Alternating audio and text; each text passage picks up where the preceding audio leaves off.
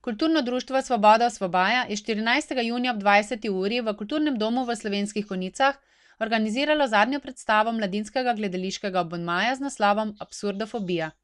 Režiserka Pia Vivot je s svojimi igralci in igralkami Ano Šega, Barbaro Mernik, Špelo Goričan, Tejo Sagadin, Livijo Breznik, Ano Beda, Stašo Trajkovič, Žanom Pestičkom in Rokom Gometom prikazala njihove poglede na življenje v prihodnosti.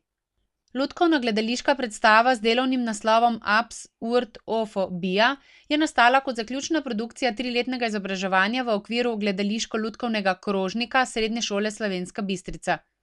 Protagonisti predstave so skozi program predelali vse aspekte lutkovnega ustvarjanja, zato jim je bila pri letošnji predstavi povsem prepuščena vsebina, likovnost, lutkovna tehnologija ter žanr.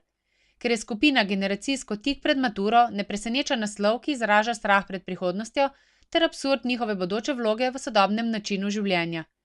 Pred njimi so torej strahovi, ki se skozi prizmo gledališča razraščajo v fobije.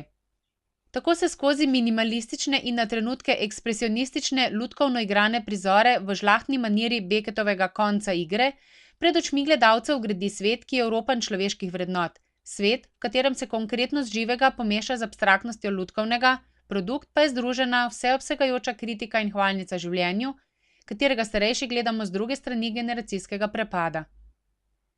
Ta aspekt daje predstavi aktualnost, za inovacijski pristop in izvedbo pa je poskrbela lutkovna skupina Zrnca, ki je v večletnem delovanju znana po raziskovalnem in inovativnem delu, povezovanje tradicije lutkarstva s teatrom absurda pa je v slovenskem lutkovnem prostoru še tako neraziskana tema. Predstava Absurdofobija je bila uvrščena na regijski festival Vizije, festival mladinskih gledaliških skupin severovzhodne Slovenije v Mariboru, na srečanju lutkovnih skupin Slovenije pa je prejela zlato plaketo.